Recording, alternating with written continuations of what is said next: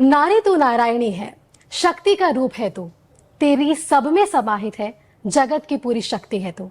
नमस्कार, मैं सुष्मिता राज, आप देख रहे हैं हमारा खास कार्यक्रम शक्ति स्वरूपा। इस कार्यक्रम के जरिए हम आपको उन महिलाओं से रूबरू करा रहे हैं जो अपने क्षेत्र में बेहतर काम कर रही हैं और प्रेरणा का स्रोत बन रही हैं। उन तमाम महिलाओं के लिए जो पर्दे के पीछे कैमरे के उस पार आज इस इंटरव्यू को देखेंगी और जरूर इनसे कुछ सीख लेकर जाएंगी। ऐसी ही शख्सियत आज हमारे साथ जुड़ रही है। मैं आप लोगों को मिलवाना चाहूंगी एडीजी प्रिया दुबे मैम से। मैम, बहुत बहुत स्वागत है आपका न्यूज 11 भारत के इस खास कार्यक्रम शक्ति स्वरूपा में।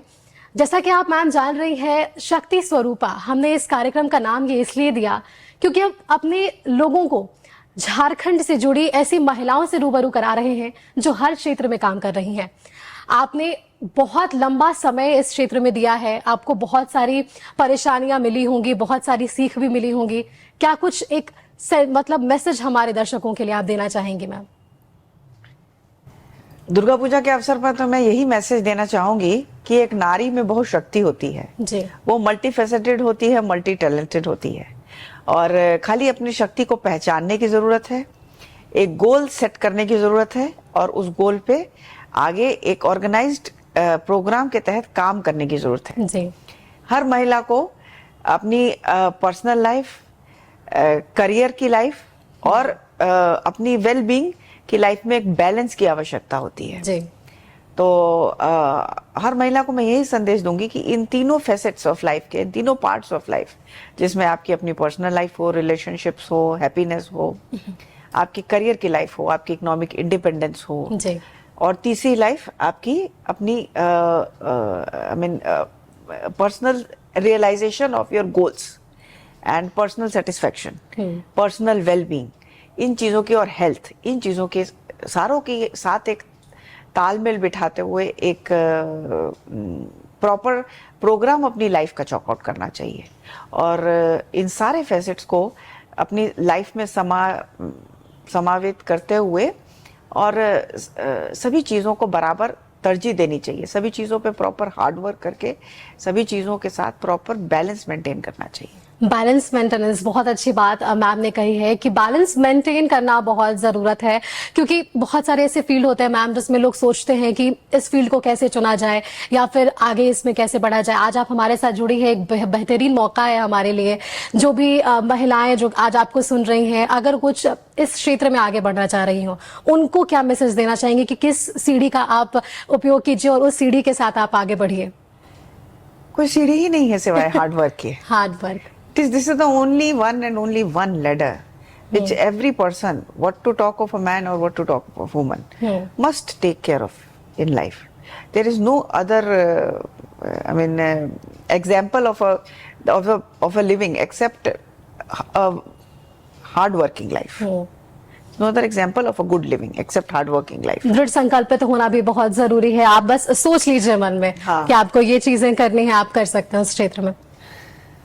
वो सब हार्डवर्क का पार्ट है, वो सब हार्डवर्क का पार्ट है। मेरे पास सिर्फ एक ही वर्ड है कहने को, परिश्रम परिश्रम परिश्रम। मैम, आपने हालांकि बहुत लंबा वक्त हो चुका है आपका इस क्षेत्र में, क्या सोचकर इस वर्क की शुरुआत की और आने वाले समय में कैसा लगता है कि जो आप 50 साल पहले देख रही थी इस क्षेत्र में और अब 50 सालों के बाद क्या कुछ बदलाव?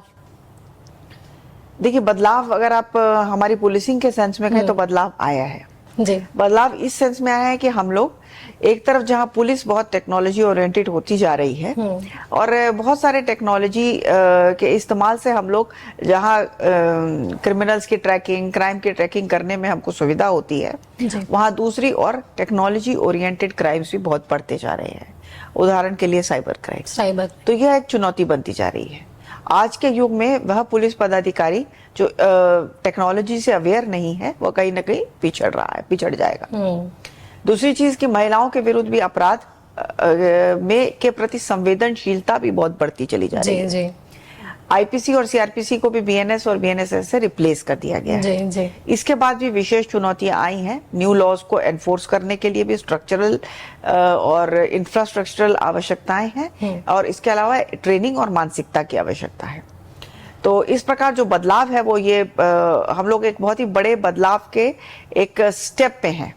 और कंसिडरिंग कि अब हम लोग पुलिस में सीनियर सुपरवाइजरी ऑफिसर्स बन चुके हैं, हमारे सबऑर्डिनेट्स को और हमारे जो नीचे पदाधिकारी हैं उनमें एक माइंडसेट के चेंज आने की ज़रूरत है। नंबर 1 कि अब के युग में वह पुलिस नहीं चलती है जो कि ह्यूमन राइट्स की वायलेशन कर सके, जो कि टेक्नोलॉजी में पिछड़ी हुई हो, जो कि अपनी मतलब appropriate presentation of crime in the form of a police officer in the court वो नहीं कर पाए, क्योंकि जो न्यू एविडेंस एक्ट आया है, जो एविडेंस एक्ट के जो नए मतलब आवाम है उसमें कई बदलाव आ चुके हैं भारतीय साक्ष्य अधिनियम में। तो उसके अकॉर्डिंग अब पुलिस को सीखना होगा। साथ में जैसा मैंने पहले बताया टेक्नोलॉजी का इस्तेमाल और क्रिमिनल्स के द्वारा भी टेक्नोलॉजी का इस्तेमाल दोनों एक महत्वपूर्ण चैलेंज पोज कर रहे हैं।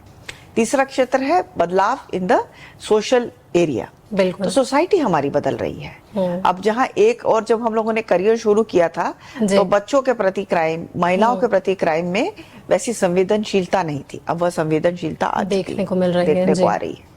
तो ये चीज भी एक बहुत महत्वपूर्ण बदलाव ला रही है। साथ में आर्थिक अपराधों का भी स्वरूप भी बदलता जा रहा है और लॉ भी बदलता जा रहा है।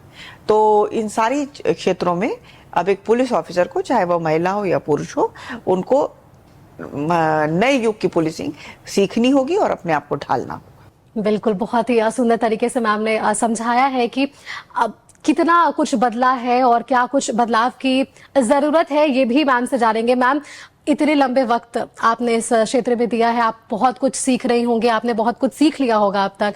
क्या कुछ बदलाव की और जरूरत है आने वाले समय में ताकि ये इस क्षेत्र को और भी सराहना मिल सके? हालांकि सबके जहन में एक बहुत ही कह सकते हैं स्ट्रॉन्ग फीलिंग होती है लोगों के जहन में कि आप पुलिस पर लोगों का भरोसा बढ़ता जा रहा है, क्योंकि आप लोगों से कई बार अब लोग सीधा कनेक्ट कर पा रहे हैं। बदलाव की और क्या कुछ जरूरत होनी चाहिए थी? देखिए, आपने जैसे ही खुद ही अपने प्रश्न का उत्तर दे दिया है। मुझे लगता है पुलिस में सबसे बड़े बदलाव की यही आवश्यकता है कि किस प्रकार से हम लोग पुलिस के प्रति जनता का विश्वास और बढ़ा सकें, किस प्रकार हमारा समन्वय और स्ट्रीमलाइंड हो सके। जैसे अब आप देख रहे हैं कि एफआईआर ऑनलाइन की जा सकती है। हाँ।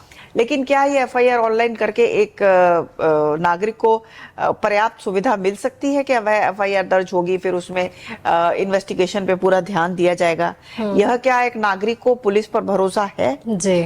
इसके अलावा क्या छोटे झगड़े या बड़े झगड़े जो आम घरों के होते हैं, मोहल्लों के होते हैं, क्या वह पुलिस सुलझा पाने में पर्याप्त नंबर 1 संवेदनशील है, और नंबर 2 क्या उनके पास पर्याप्त इंफ्रास्ट्रक्चर है, नंबर्स हैं? तो ये एक मुझे लगता है कि सबसे बड़े बदलाव की आवश्यकता है जो समय के साथ हमें लाना ही होगा। आज हम उन्नत देशों में देखते हैं कि जो पब्लिक पुलिस की रेशो है वह हमारे देश से कहीं बेहतर है। तो इसीलिए वह हमारे देश से कहीं बेहतर एक्ट कर पाते हैं। उनको जो सहयोग मिलता है साइंटिफिक टेक्निक्स का, फॉरेंसिक साइंस का, साइंटिफिक टेक्निक्स ऑफ इन्वेस्टिगेशन का, इंफ्रास्ट्रक्चर का, वह सहयोग शायद हमें उतना नहीं मिल पाता है जो हिंदुस्तान में। क्योंकि एक तो हम ओवर पॉपुलस कंट्री हैं, हम अभी अपने रिसोर्सेज भी कम है हमारी कंट्री के पास। तो कंपैरेटिवली हमारी पुलिस जो है वह एक उन्नत देश से कहीं अभी पिछड़ी हुई है उस मुकाबले में। और जब हम पिछड़े हुए हैं तो वह विश्वास भी नेचुरली हम जनता के प्रति नहीं जगा पाते हैं। इसके अलावा जो नई जनरेशन आ रही है उसमें उसी प्रकार की संवेदनशीलता की आवश्यकता है जो चुनौतियां अभी हैं। क्या पुलिस अभी नए युग के जो हमारे प्रिंसिपल्स है, फॉर एग्जांपल, क्या पुलिस ट्रांसजेंडर्स के प्रति संवेदनशील है? जी। क्या पुलिस सबसे गरीब तबका जो सबसे पिछड़ा व सबसे निचली श्रेणी का तबका है उसके प्रति संवेदनशील है? क्या बच्चों के साथ या महिलाओं के साथ होने वाले क्राइम के प्रति वो पर्याप्त संवेदनशीलता आई है? कि अभी भी मानसिकता मुख्यतः जो समाज की मानसिकता है, पितृप्रधान समाज की जो मानसिकता है, क्या वह भी पुलिस को ग्रस्त करती है? तो यह सब सवाल हैं जो हमें मुझे सबसे महत्वपूर्ण लगते हैं, और अगर हम इन्हें एड्रेस करें जल्द ही तो हम और आधुनिक हो सकेंगे। बिल्कुल, क्योंकि आपने बताया कि बाहरी देशों में और भारत में क्या कुछ अंतर है। झारखंड के हम लोग हैं और झारखंड के लिए आप गौरव है। तो झारखंड के शहरी क्षेत्र और ग्रामीण क्षेत्र को कैसे देखती है मैम? क्या लगता है कि ग्रामीण क्षेत्र में लोग अब ऐसे जागरूक हो पा रहे हैं, लॉस को समझ पा रहे हैं, सरकार जो योजनाएं उनके लिए चला पा रही है उनका लाभ उन तक पहुंच पा रहा है? क्या कुछ अंतर इन दोनों क्षेत्रों में आप देख पा रही हैं? सरकार की योजनाओं पे तो मैं बहुत कमेंट नहीं कर पाऊंगी, लेकिन हम जानते हैं कि पुलिस के प्रति संवेदनशीलता और पुलिस की आम गरीब आदमी के प्रति संवेदनशीलता बढ़ रही है और बढ़ने की आवश्यकता और महसूस की गई है। उदाहरण के लिए अभी झारखंड में स्पेशल सेल्स हैं ह्यूमन ट्रैफिकिंग के। जी जी। तो इस प्रकार के स्पेशल सेल से क्या फायदा होता है कि नंबर 1 वहां पे आप जाकर क्राइम रजिस्टर कर सकते हैं, नंबर 2 वहां से इन्वेस्टिगेशन कंट्रोल्ड होती है, फास्ट होती है, एंड पुलिस ऑफिसर्स और पुलिस जो अन्य इन्वेस्टिगेटर्स होते हैं वो उस क्राइम को स्पेशली डील करने के लिए स्पेशली ट्रेंड होते हैं।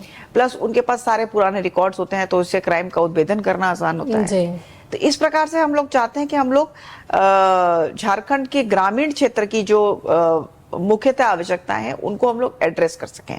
झारखंड में इसी प्रकार एक कुरीति है, डायन प्रथा है। बिल्कुल। तो डायन प्रथा को एड्रेस करने के लिए भी विशेष संवेदनशीलता रखी जाती है, उसके लिए स्पेशल ट्रेनिंग होती है, और उस प्रकार के क्राइम्स के उद्भेदन के लिए और इन्वेस्टिगेशन को सुचारू रूप से और अच्छे से अच्छे ढंग से कर सके, इसके लिए भी विशेष संवेदनशीलता पुलिस के अंदर है। इस प्रकार हम लोग चाहते हैं कि हम लोग चाहे शहरी क्षेत्र हो चाहे ग्रामीण क्षेत्र हो, हर आदमी की कुछ भी समस्या हो, कुछ भी प्रॉब्लम हो, उसका निवारण कर सके, यही हमारा काम है।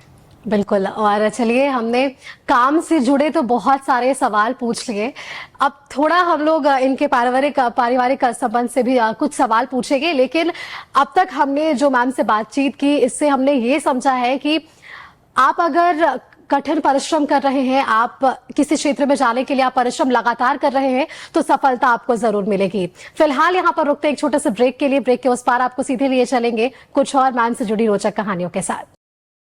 तो चलिए, ब्रेक के बाद एक बार फिर से आप सभी का स्वागत है हमारे इस खास कार्यक्रम शक्ति स्वरूपा पे।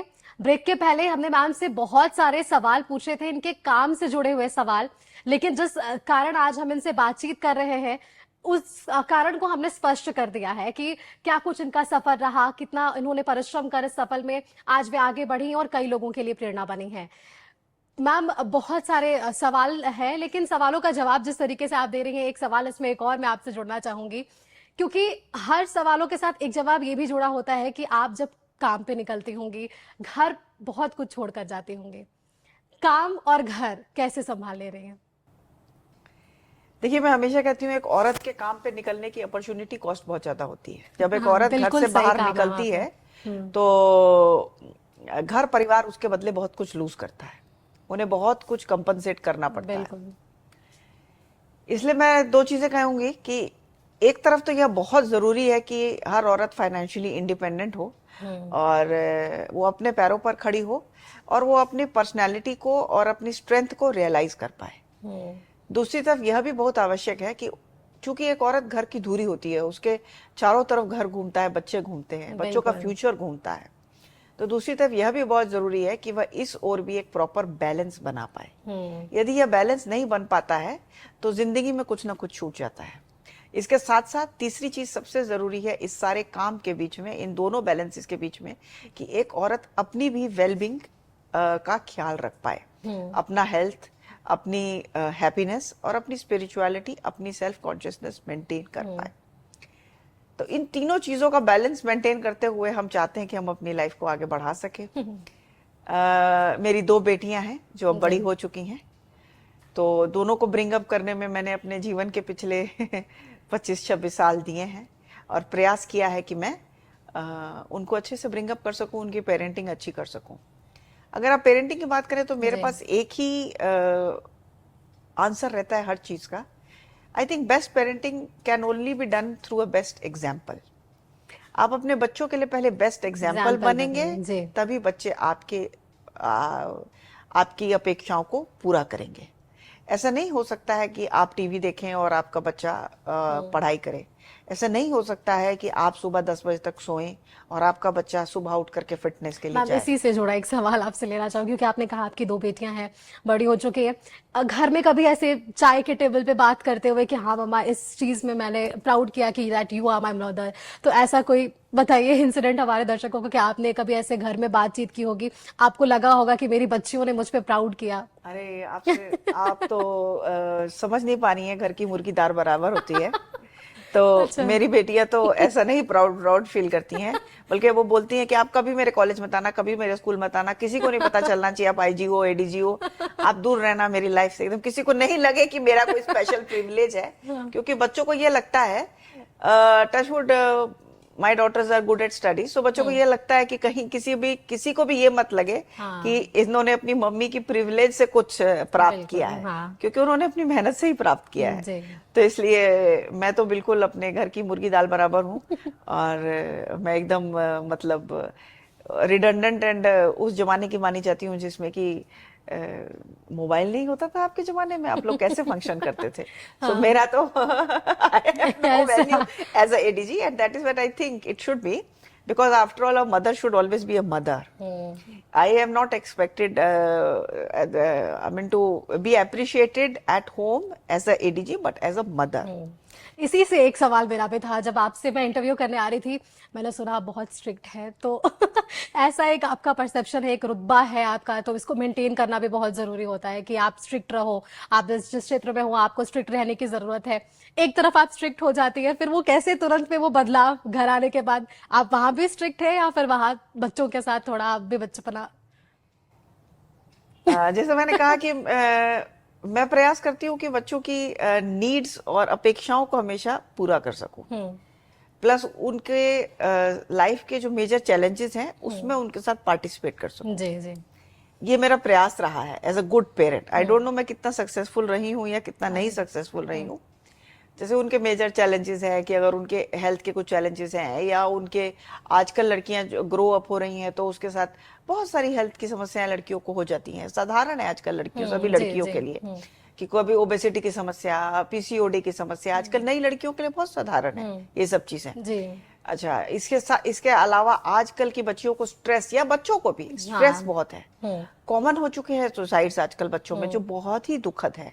इसके साथ बच्चों को पीयर प्रेशर के बहुत समस्याएं हैं। बिल्कुल, हाँ। एक तरफ उनको परफॉर्म करने के लिए अपनी पढ़ाई में भी प्रेशर है, दूसरी तरफ कंपटीशन बढ़ता जा रहा है, और तीसरी तरफ ये भी एक पीयर प्रेशर है कि हम कितने मॉडर्न है, स्मार्ट है, हम कितनी रिच बैकग्राउंड से हैं, हम किस प्रकार के कपड़े पहन सकते हैं, हमारे बॉयफ्रेंड्स, गर्लफ्रेंड्स, सबका बहुत पीयर प्रेशर है बच्चों पे। मुझे लगता है कि आजकल बच्चों की लाइफ जितनी टफ हो चुकी है उतनी लाइफ तो हमारी टफ थी ही नहीं। हम लोग तो बहुत सिंपलर एंड इजियर लाइफ जी करके रहते थे। तो कुछ ही हाल के कुछ पिछले दिनों में ही मेरी बेटी मेरा मजाक उड़ा रही थी कि आपके जमाने में मोबाइल नहीं होता था तो आप लोग खाली टाइम पे, मैंने कहा तुमने कभी 20-25 बच्चों के साथ बालू मिट्टी के ढेर में खेल के देखा हो, तब तुम्हें पता चले कि मोबाइल के बिना लाइफ कैसी होती थी। हाँ। बहुत सुंदर हुआ करती थी। तो आजकल के बच्चों को तो वो सब मतलब जो free of cost and fully instinctive sporadic मजा जो हम लोग ने अपने बचपने में लाइफ में देखा है, वो देखा ही नहीं है इन्होंने। तो मुझे लगता है कि अगर आप उन सब चीजों में इनका साथ दे सकें, इनको उस प्रकार से एक हैप्पी ह्यूमन बीइंग प्लस एक वेल परफॉर्मिंग ह्यूमन बीइंग के फॉर्म में ग्रो अप करवा सकें, उनका साथ दे सकें, तो मुझे लगता है वही गुड पेरेंटिंग है, वही जरूरत है। मैं स्ट्रिक्ट हूं कि मैं क्या मतलब सॉफ्ट हूं, इसकी आकलन तो मैं नहीं कर सकती हूँ, ये तो आकलन दूसरे ही कर सकते हैं, है ना। वैसे मैं अपने आप को समवेयर स्ट्रिक्टर ही मानती हूँ। मैम, हर चीज होता है, आप हर दिन निकलती होंगी घर से यहाँ आने के लिए, ऑफिस आती होंगी, ऑफिस के सारे काम को आप देखती होंगी, हर दिन कुछ नया थॉट रहता होगा। ऐसा कभी लगा क्या घर पे कुछ छूट रहा है मेरा? जैसे मैंने कहा कि मैं हमेशा प्रयास करती हूँ कि मैं दोनों चीजों में लाइफ में बैलेंस बना सकूं। जैसे मैंने जिंदगी भर प्रयास किया है कि शाम का खाना मैं बनाऊं, है ना। एक न्यूज़ 11 ने बहुत पहले एक कार्यक्रम किया था, तो उन्होंने मेरा किचन में ही फोटो मतलब कुछ शॉट्स लिए थे। जी जी। और जिंदगी भर मैंने प्रयास किया है कि बच्चों के लिए खाना शाम का मैं बनाऊं, और जिंदगी भर प्रयास किया कि घर में मिठाई बनाऊं। आजकल की बाजार की मिठाइयाँ बहुत ही कंटेमिनेटेड दूध है, और मतलब सुनते हैं कि इसमें क्या केमिकल्स है, तो यूरिया डाल के दूध है, तो दिस दैट। प्रयास अपना करती हूँ मैं कि हमारे से कुछ नहीं छूटे, लेकिन छूटता तो है ही, ऐसा तो नहीं है। आप कितना भी प्रयास करेंगे तो कुछ ना कुछ तो छूटेगा ही। दीपिका पादुकोण का डायलॉग है ना एक मूवी में, है ना, कि जितना भी प्रयास करोगे बनी, कुछ ना कुछ तो छूटेगा ही, तो कुछ ना कुछ तो छूटा ही होगा। बिल्कुल, बहुत सारी मुझे लगता है कि सारे प्रयास में सबसे ज्यादा छूटा होगा शायद मेरा ईज, मेरा वेलबींग, और मेरी मुझे लगता है कि नेचुरल कहिए कि इजी लाइफ शायद वो छूटी है। वही सबसे बड़ा मुझे लगता है कि एक कैजुअलिटी है। बिल्कुल इस बिजी, इस मतलब सीनियर एक ऑफिसर होना, साथ में 2 बच्चों की माँ होना, बहुत रिस्पॉन्सिबिलिटी निभाना, तो शायद इसमें सबसे बड़ी कैजुअलिटी हुई है मेरी सिंप्लिसिटी, मेरी ईज, मेरी सरलता, वही एक सबसे बड़ी कैजुअलिटी शायद हुई। बिल्कुल मैम, आपने इस बात का जिक्र किया है तो इससे ही एक और जुड़ा सवाल लेना चाहूंगी। इस क्षेत्र को तो आपने चुना, इसमें बेहतर आपने किया, आप बहुत आगे आ गई है, बहुत लोगों के लिए प्रेरणा है। आपकी कोई हॉबी जिसको आपने चुना था, किसी वक्त आपको लगा था कि हाँ ये भी मेरी आगे के लिए कुछ फ्यूचर हो सकती है, इस पर क्या कुछ कहेंगे? मुझे लगता है उम्र के साथ हम लोग बहुत बदलते चले जाते हैं। एक छोटा बच्चा होता है, उसकी सबसे प्राइमरी अटेंशन अपने माँ की होती है। दूध मिल गया तो सो गया, उसके बाद बड़े होते हैं तो खिलौने, उसके बाद बड़े होते हैं तो किताबें, उसके बाद बड़े होते हैं तो शायद एक लाइफ पार्टनर, बॉयफ्रेंड, उसके बाद बड़े होते हैं तो अपना करियर, उसके बाद बड़े होते हैं, एक समय होता है तो हम लोग किसी और चीज के लिए जीने लगते हैं। तो मेरी हॉबीज भी उसी तरह से समय के साथ बहुत बदलती गई। एक समय था जब मैं बहुत बैडमिंटन खेलती थी और मैं 4 साल लगातार all India women's police badminton की चैंपियन रही हूँ। बैडमिंटन छूट गया कुछ समय के बाद, जब एनर्जी कम हो गई, स्टैमिना कम होता चला गया। अभी भी मैं वेलबींग के लिए योगा हमेशा करती हूँ। जैसा मैंने कहा कि कुकिंग मेरी हॉबी है, वो भी मैं हमेशा प्रयास करती हूँ। इस बीच स्पिरिचुअलिटी की तरफ भी मेरा बहुत झुकाव होता जा रहा है। तो मुझे लगता है समय के साथ हॉबीज बदलती जाती हैं और अभी तो यही है कि मैं yoga, wellbeing and some cooking, that is my hobby. एक क्वेश्चन और आपसे, जैसे आपने बताया कि आपकी बेटियां हैं, तो क्या आप चाहती हैं कि आपकी बेटियां भी इसी फील्ड में जाए, या फिर उनको आपने छोड़ा है कि हाँ इट्स योर चॉइस, आप जो चाहते हो आप वो करो, किसी भी फील्ड में हो? मुझे लगता है गाइडेड मेंटरिंग और गाइडेड सुपरविजन के साथ वो लोग दोनों ने अपना फील्ड चुना है, जिसमें कि मेरी बड़ी बेटी मेडिसिन के फील्ड में है, वो एक डॉक्टर है, और मेरी छोटी बेटी अभी ग्रेजुएशन कर रही है। तो देखिए आगे किस फील्ड में जाती है। चलिए मैम, जाते जाते आपसे बस एक लास्ट क्वेश्चन लेना चाहूंगी कि जिस तरीके से शक्ति स्वरूपा की हम बात कर रहे हैं, क्या कुछ मैसेज आप देना चाहेंगी हमारी उन लड़कियों को जो अब भी घर में बैठी है, किसी कमरे में बैठकर आज आपका ये इंटरव्यू सुन रही हो, उनके लिए क्या कुछ मैसेज मैम अंत में जाते जाते? मैं कहूंगी कि जैसे एक औरत मल्टीफेसेटेड होती है, वही आपको भी रियलाइज करना है और अपने पोटेंशियल को सबसे ज्यादा बढ़ाएं, सबसे ज्यादा रियलाइज करें। ये रियलाइज करें कि आपकी लाइफ सिर्फ एक घरेलू महिला के रूप में होने के साथ साथ क्या आप अपने पोटेंशियल को या आप अपने एनवायरनमेंट को, आप अपने आवाम को एक्सपैंड कर सकती हैं? यदि कर सकती हैं तो अथक प्रयास करें और जितना एक्सपैंड कर सकती हैं उतना अवश्य करें। चलिए, और दुर्गा पूजा को लेकर शुभकामनाएं हमारे दर्शकों को दे दीजिए। हाँ, दुर्गा पूजा की सभी को बहुत बहुत शुभकामनाएं और सभी को मेरा आशीर्वाद कि माँ दुर्गा आपके सारे इच्छाओं की पूर्ति करे। चलिए, बहुत बहुत धन्यवाद मैम आपका हमारे साथ जुड़ने के लिए। तो ये थी मैम एडीजी प्रिया दुबे मैम, जिन्होंने अपने काम से लेकर अपने पर्सनल लाइफ और किस तरीके से इन दोनों चीजों को वो बैलेंस कर रही हैं, और इनका भी एक मूल मंत्र है बैलेंस, और बैलेंस के साथ ही आप हर क्षेत्र में आगे बढ़ सकते हैं।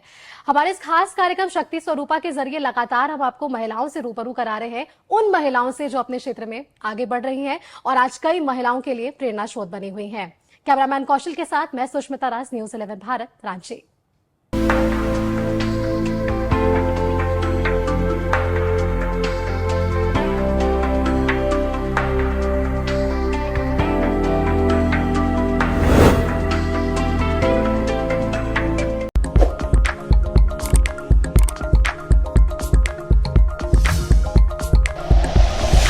Like and share videos, subscribe करें हमारा चैनल और प्रेस करें बेल आइकॉन। न्यूज़ 11 भारत, सच है तो दिखेगा।